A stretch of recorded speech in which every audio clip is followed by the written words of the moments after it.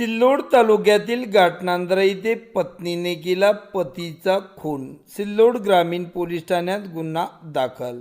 आज बुधवार 25 मार्च रोजी सकाळी 11 वाजता सिल्लोड ग्रामीण पोलिसांनी माहिती दिली की सिल्लोड तालुक्यातील गाटनांद्रा येथे प्लॉट विक्री करण्याच्या वादातून गाटनांद्रा येथील बंगला परिसरात राहणाऱ्या व्यक्तीचा त्याच्याच पत्नीने खून केल्याची घटना उघडकीस आली आहे.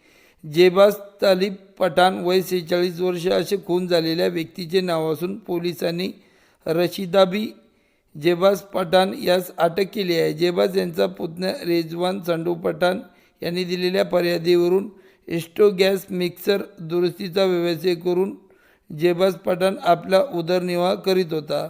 त्यांना 3 मुली 1 मुलगा असून 2 मुलीचे लग्न झालेले आहे.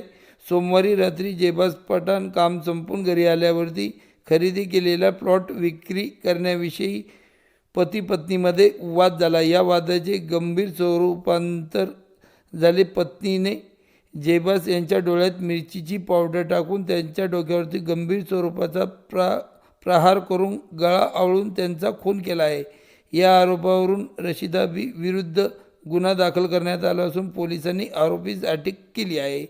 घटनास्थळाचा पंचनामा पोलीस निरीक्षक रवींद्र ठाकरे, उपनिरीक्षक लहू घोडे, जमादार Anand Joshi, police head constable Dnyaneshwar Dakane Chavan यांनी पंचनामा करून मृतदेह उत्तरीय तपासणीसाठी सिल्लोड उपजिल्हा रुग्णालयात पाठवण्यात आला आहे. या प्रकरणी सिल्लोड ग्रामीण पोलीस ठाण्यात गुन्हा दाखल करण्यात आल्याची माहिती सिल्लोड ग्रामीण पोलिसांनी सदरील माहिती माध्यमांना आज रोजी दिली आहे.